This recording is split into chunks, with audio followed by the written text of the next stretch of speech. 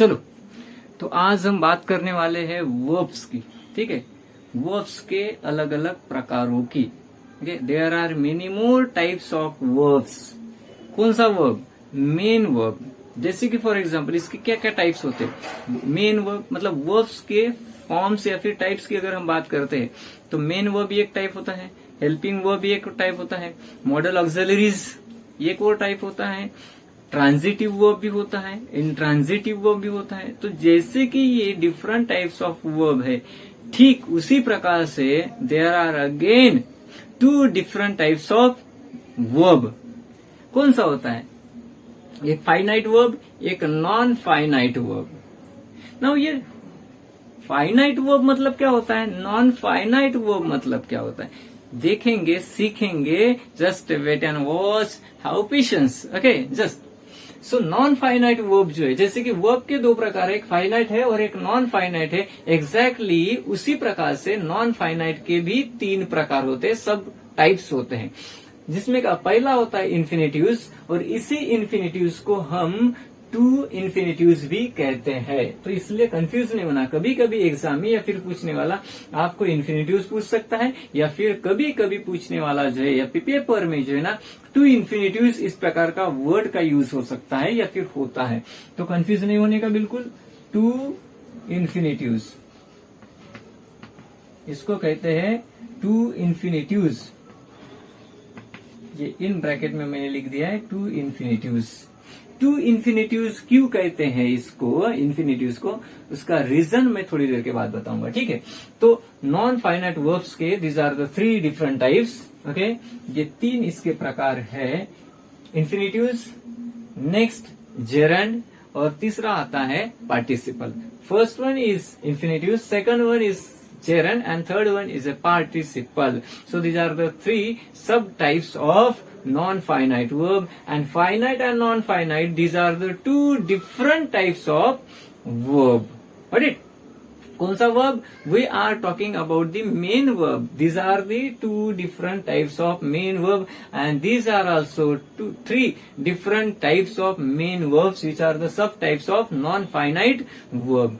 Again, इसके नीचे चलते हैं तो ये जो पार्टिसिपल है, ठीक है, ये जो पार्टिसिपल है, we are having three different types of participle. उसमें का एक है हमारा प्रेजेंट पार्टिसिपल, सेकंड वन आता है past participle, and third one is our perfect participle. So in this way present participle, past participle and perfect participle, इसके बारे में भी धीरे धीरे सीखेंगे। ठीक है, don't worry about it. So verb एक फाइनाइट होता है, एक नॉन फाइनाइट होता है। Non finite infinitives, gerund and participle. Participle present participle, past participle and perfect participle. Orally अगर मैं कुछ बताने जाऊं अगर मैं बताऊं, रिटर्न फॉर्म में मैं बताऊंगा, डेफिनेशन लिखेंगे। सो फाइनाइट वर्ब मतलब क्या होता है, ये वर्ब। ओके, ये वर्ब कौन सा वर्ब? मेन वर्ब की बात चल रही है यहाँ पे जो है ना, only and only we will consider main verb. ठीक है, हेल्पिंग वर्ब मॉडल्स की बात नहीं करेंगे बिल्कुल। हाँ, हालांकि वो सेंटेंस में आएंगे जब we structure the sentences for example. Okay, तो उसमें हेल्पिंग वर्ब का यूज हो सकता है, मॉडल्स का होगा, लेकिन हमारा जो फोकस रहेगा, it will be only and only, it should be, it must be only and only on main verb and its types as well. ठीक है, तो फाइनाइट वर्ब मतलब क्या होता है, ये जो फाइनाइट वर्ब लिखा हुआ है यहाँ पे, तो फाइनाइट मीन्स क्या होता है, ए वर्ब, कौन सा verb? Main verb. A verb which changes according to subject, person, tense and number. But it एक ऐसा वर्ब जो पर्सन के अनुसार बदलता है, नंबर के अनुसार बदलता है, टेंसेस के अनुसार बदलता है, और सब्जेक्ट के अनुसार भी बदलता है। मतलब verb which does not remain constant. A verb which does not remain constant, it means a verb which keeps changing according to subject of the sentence, according to the tenses of the sentence, according to person of the sentence, and according to the number of this sentence और number in this sentence. Number मतलब क्या, 1 2 3 4 ये number की बात कर रहे हैं क्या? बिल्कुल नहीं है। इस नंबर को, मैथमेटिकल नंबर्स को यहाँ पे कंसिडर नहीं करना है। नंबर मतलब क्या, सिंगुलर नंबर और प्लूरल नंबर। ठीक है, एक वचनी सब्जेक्ट भी हो सकता है, अनेक वचनी कोई वर्ड भी एज अ सब्जेक्ट सेंटेंस में यूज किया जा सकता है। ठीक है, उसके बाद पर्सन, कौन से पर्सन, हम और आप इनकी बात कर रहे हैं क्या? जो फर्स्ट पर्सन है, सेकंड पर्सन है, थर्ड पर्सन है, उनकी मैं बात कर रहा हूं। ठीक है, तो इस प्रकार से एक ऐसा वर्ब जो इनके अनुसार बदलता है, मतलब सब्जेक्ट, पर्सन, नंबर और टेंसेस के अनुसार बदलता है, उसको हम कहते हैं फाइनाइट वर्ब। अब यहाँ पे नॉन फाइनाइट वर्ब क्या होता है? जो रिमेन कांस्टेंट, इन शॉर्ट जो रिमेन कांस्टेंट, उसको हम बोलेंगे non finite verb.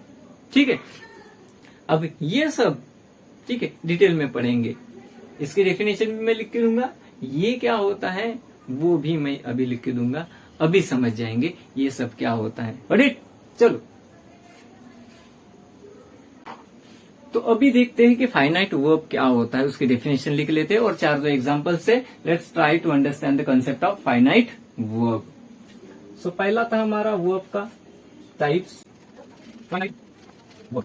Finite verb, जैसे कि मैंने ओरली बताया आपको कि फाइनाइट वर्ब क्या होता है, एक वर्ब जो बदलता रहता है। तो इसकी डेफिनेशन कुछ इस प्रकार से लिखेंगे हम, डेफिनेशन पता होना चाहिए तब जाके वो कंसेप्ट जो होती है वो हमारी क्लियर हो जाती है, या फिर it becomes very easy to clear out that concept if you no.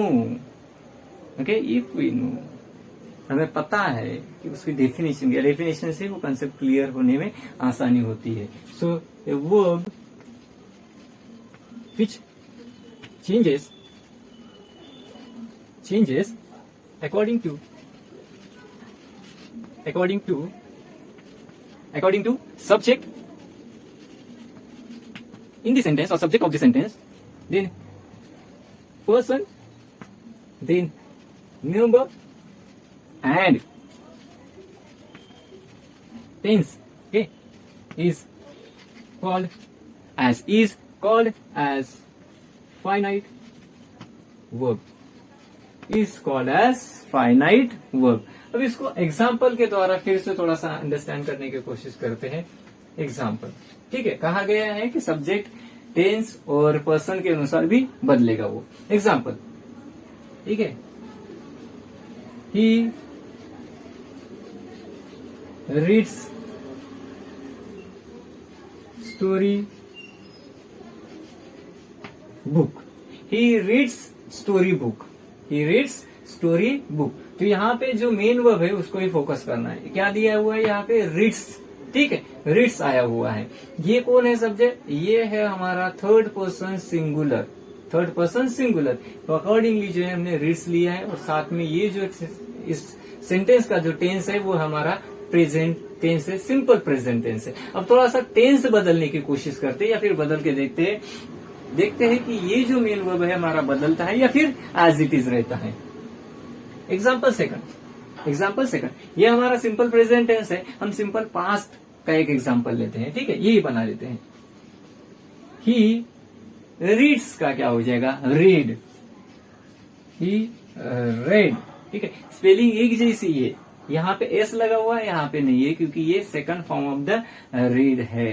ठीक है, फर्स्ट, सेकंड, थर्ड तीनों फॉर्म में इसकी जो स्पेलिंग है एक जैसी दिखती है, एक जैसी होती है, लेकिन कंफ्यूज नहीं होना है कि भाई अगर यहाँ पे देखो रीड आया हुआ है, लेकिन रीड है, थर्ड पर्सन सिंगुलर है, तो यहाँ पे तो एस लगेगा या फिर ई एस लगेगा। एस लगना चाहिए जैसे कि यहाँ पे लगा हुआ है, यहाँ पे लगा, यहाँ पे नहीं लगा, इसका मतलब ये सेकंड फॉर्म में यूज किया हुआ है। अगर मान के चलते कि ये third form of the read है तो पॉसिबल नहीं है, वो गलत हो जाएगा। क्यों? ये थर्ड फॉर्म में तभी जाएगा जब इसके पहले जो है ना यहाँ पे, मतलब सब्जेक्ट और ये वर्ब, इसके पहले कोई तो भी हेल्पिंग वर्ब लगेगा, तब कहेंगे कि हमारा थर्ड फॉर्म में चला गया करके। नहीं लगा है तो ये सेकंड फॉर्म में। ही रेड, ठीक है, रीड इसका प्रोनाउंसिएशन नहीं होगा, इसका रेड। ठीक है, रेड, RED जैसे कलर की स्पेलिंग होती है ना, एग्जैक्टली उसी प्रकार से रेड। ठीक है, story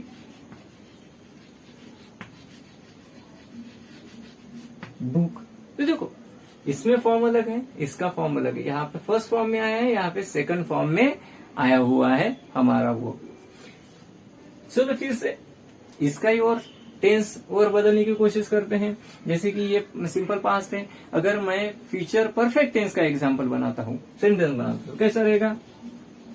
he will have read story book. ठीक है, तो यहाँ पे जो रीड आया हुआ है ये third form of the read है, क्योंकि उसके पहले हमने हेल्पिंग वर्ब का यूज किया है। ठीक है, विल हैव रीड ऐसा लिखा हुआ है। Is it clear? तो इस प्रकार से ये जो रीड है, मेन वर्ब जो है, ये अपना फॉर्म बदलता जा रहा है। ये हो गया, टेंस हमने चेंज किया तो बदलते हुए नजर आ रहा है। अगर मैं यहाँ पे पर्सन बदलता हूँ, ठीक है, मैं सब्जेक्ट अगर बदलता हूँ तो कैसा रहेगा? देखो, यही बनाता हूँ सिंपल प्रेजेंट का, same, I read story book, I read story book, I read story book. तो सिंपल प्रेजेंट ये भी है, सिंपल प्रेजेंट ये भी है, लेकिन यहाँ पे एस लगा, यहाँ पे नहीं लगा। यही तो है डिफरेंस। कहा है कि ये बदलता है सब्जेक्ट के अनुसार, टेंस के अनुसार, वो यहाँ पे बात प्रूफ हो गई है। और एग्जाम्पल लेते हैं, ठीक है। दे रीड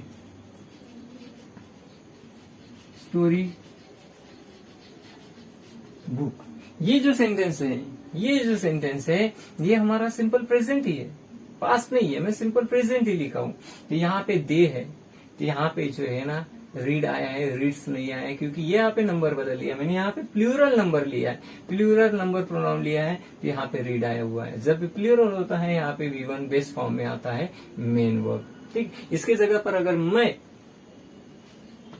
कोई शी अगर लेता हूं, वही प्रेजेंट टेंस का सेंटेंस बनाता हूं, she reads story book, she reads story book, तो यहाँ पे रीड्स हो गया है, फिर से प्रेजेंट टेंस का ही सेंटेंस है। तो इस प्रकार से जो है, जो मेन वर्ब अगर सेंटेंस के टेंस के अनुसार, सब्जेक्ट नंबर के अनुसार अगर बदलता है, तो उसको हम कहते हैं फाइनाइट वर्ब, जो कि यहाँ पे हमें वो बदलाव नजर आ रहा है। ठीक है, यहाँ पे भी और यहाँ पे भी। ठीक है, तो इस प्रकार से होता है बदलाव फाइनाइट वर्ब में। अब कंसेप्ट हम अंडरस्टैंड करेंगे, नॉन फाइनाइट वर्ब क्या होता है, उसके 3 सब टाइप्स जो है उसके बारे में भी बात करेंगे।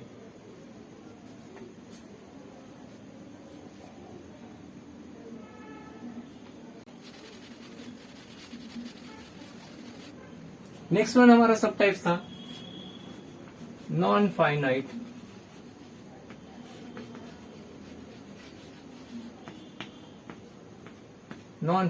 वर्ब। नॉन फाइनाइट वर्ब मतलब क्या होता है, ये कंसेप्ट समझने के लिए इसके जो सब टाइप्स है पहले उसको समझने की आवश्यकता है। जैसे ही वो इसके सब टाइप समझ जाएंगे, automatically we will get clear our concept of non finite verb. तो इसके जो 3 सब टाइप्स है, उसमें का पहला जो है इन्फिनेटिव्स, उसकी हम बात करेंगे। ठीक है, इसका सब टाइप्स है इन्फिनेटिव्स।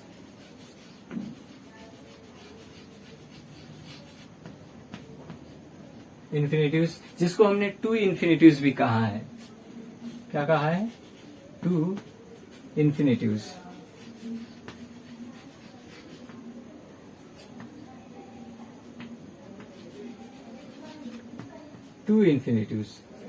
ठीक है, अब 2 इन्फिनेटिव्स मतलब क्या होता है?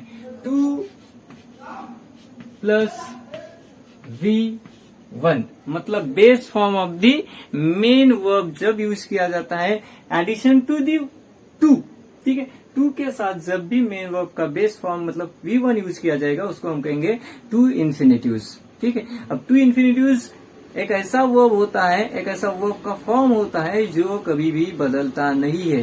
टेंस के अनुसार नहीं बदलता, सब्जेक्ट के अनुसार नहीं बदलता, नंबर के अनुसार नहीं बदलता, पर्सन के अनुसार नहीं बदलता, किसी के अनुसार भी नहीं चेंज होने वाला जो वर्ब होता है वो होता है 2 infinitives. Not at all in any condition it doesn't change. वो रिमेन कांस्टेंट, बदलता नहीं।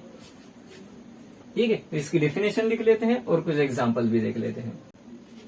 A verb which does not change, okay, ध्यान देना इधर में, okay, a verb which does not change, okay, does not change according to subject in the sentence, person, then number and tense is called, okay, as क्या, इंफिनिटिव्स। Sorry इधर में जगह नहीं है, नीचे लिख रहा हूं मैं, इज कॉल्ड एज इंफिनिटिव्स। तो ये होती है इसकी definition, a verb which does not change according to the subject, person, number and tense is called as infinitive, जो बदलता नहीं है। जैसे कि फॉर एग्जाम्पल, इसका एग्जाम्पल लेके देखते हैं, ठीक है। I like to read a book. I like to read a book. I like to read a book. ये हमारा प्रेजेंट टेंस है। I फर्स्ट पर्सन है, सिंगुलर है, ठीक है। अब यहाँ पे टू इंफिनिटिव्स कौन सा दिख रहा है, यहाँ पे ये दिख रहा है two plus main verb, two plus main verb. अब ये सिंपल प्रेजेंट है, मैं थोड़ा सा टेंस चेंज करके देखता हूँ, देखते हैं कि ये जो टू इंफिनिटिव्स है इसका फॉर्म बदलता है या फिर वो वैसे ही रिमेन कांस्टेंट, ठीक है। अब मैं सिंपल पास्ट परफेक्ट का टेंस बनाता हूँ। ये sentence let's change it into past perfect tense and let's see whether this one form of the two infinitives got changed or not. I had liked to read a book. I had liked to read a book. तो देखो यहाँ पे had liked, मतलब ये हो गया हमारा past perfect tense, और ये यहाँ पे to read as it is आ गया है। कुछ भी बदल नहीं हुआ है, बिना किसी बदलाव के साथ यहाँ पे टू इंफिनिटिव्स आया है। मुझे अच्छा लगता था क्या, बुक रीड करना। मुझे अच्छा लगता है बुक रीडिंग करना। मुझे अच्छा लगता था किताबें पढ़ना, बुक रीडिंग करना, रीड करना। थर्ड सेंटेंस, अब यहाँ पे मैं पर्सन चेंज करके देखता हूँ, देखते हैं कि उसमें कुछ बदलाव होता है क्या। Okay, we, okay, simple past के sentence, we liked to read a book. Okay, we liked to read a book. यहाँ पे सिंपल पास्ट का ये सेंटेंस बनाया है, ठीक है, लाइक्ड यूज किया है, ठीक है, लेकिन ये जो है वो एज इट इज है, वो एज इट इज है। इसका मतलब क्या, एक बात क्लियर होनी चाहिए, ठीक है, कि मेन वर्ब बदल रहा है, लेकिन टू इंफिनिटिव्स जिसको हमने कहा है वो टू इंफिनिटिव्स बिल्कुल नहीं बदल रहा है। तो ये डेफिनेशन क्या कहती है, जो वर्ब बिना कुछ बदलाव के साथ सेंटेंस में आता है, चाहे आप सब्जेक्ट बदलो, आप टेंस बदलो, आप पर्सन बदलो, या फिर आप सिंगुलर प्लूरल दोनों में से कोई भी लो, लेकिन जो बदलता नहीं वो टू इंफिनिटिव्स है, और जो बदलता है उसको हम कहते हैं फाइनाइट वर्ब। देखो यहाँ पे लाइक आया है, यहाँ पे हैड लाइक्ड आया है, और यहाँ पे लाइक्ड आया है। तो लाइक ये हमारा जो base form of the main verb है, it is going to change, it is changing, लेकिन टू इंफिनिटिव्स नहीं बदल रहा है, बदलता हुआ नहीं दिख रहा है। चलो एक और एग्जांपल लेते हैं, ठीक है। अब किसी का नाम अगर लेता हूं तो देखते हैं कुछ चेंज होता है क्या, ठीक है। फ्यूचर टेंस का, सिंपल फ्यूचर टेंस का एग्जांपल बनाते हैं किसी के नाम लेकर। ओके, अब विराट कोहली का ही नाम लेते हैं, आपके पसंद के, ठीक है, मेरे पसंद के भी है, और वर्ल्ड उनकी सराहना करते हैं, वर्ल्ड जो है ना उनको पसंद करते हैं। तो कोहली साहब, Virat Kohli will okay, order to run. देखो यहाँ पे क्या लिखा है हमने, Virat Kohli will order to run, to run मतलब कोहली जो captain of Indian cricket team है वो अपने जो प्लेयर है, अपने टीम के जो प्लेयर है, बाकी रिमेनिंग जो प्लेयर है उनको ऑर्डरिंग करेंगे। बॉस है ना, कैप्टन है, तो उनका धर्म कर्म है ये, उनका वो अधिकार है कि वो ऑर्डरिंग कर सकते हैं, ठीक है, अपने बाकी प्लेयर्स को। तो यहाँ पे दिया हुआ है Virat Kohli will order to run, Virat Kohli बाकी प्लेयर को, मतलब जो खेल रहे बैटिंग कर रहे हैं या फिर उनके साथ जो बैटिंग कर रहे हैं उनको ऑर्डरिंग करेगा कि भाई भागो, 1 रन के लिए मैच रुकी हुई है, 1 रन निकालना है, फिर वर्ल्ड कप तो हमारा हो जाएगा, गॉट इट, ये ट्रॉफी हमारी हो जाएगी, हम वर्ल्ड चैंपियन बन जाएंगे।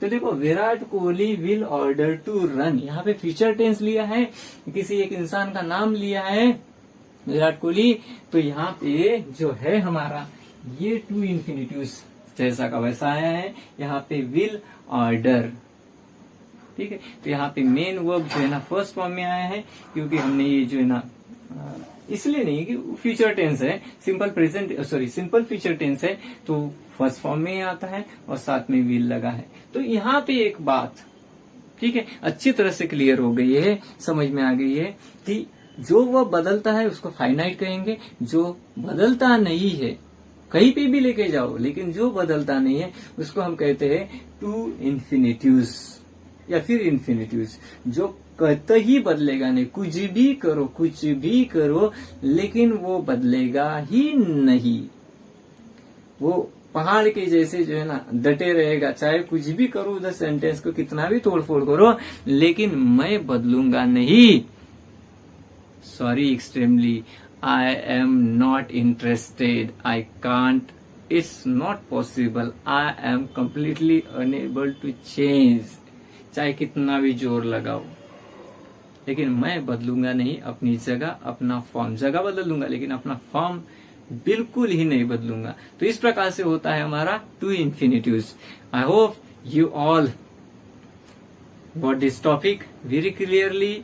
अगर कुछ डाउट है तो कमेंट में आप लिख सकते हो। अगर हमारे YouTube चैनल को सब्सक्राइब नहीं किए है और फर्स्ट टाइम आप अगर वीडियो देख रहे हो तो कृपया करके जो है वीडियो को सब्सक्राइब करो, चैनल को सब्सक्राइब करो, वीडियो को लाइक करो, शेयर करो और साथ में कमेंट लिखना, कमेंट देना ना भूलना। Comments are welcomed. ओके, तो थैंक्स। अभी यहीं पे रुक जाते हैं। इसके सामने का जो टॉपिक है ये नेक्स्ट वीडियो में आपको देखने को मिलेगा। So wait and watch how questions.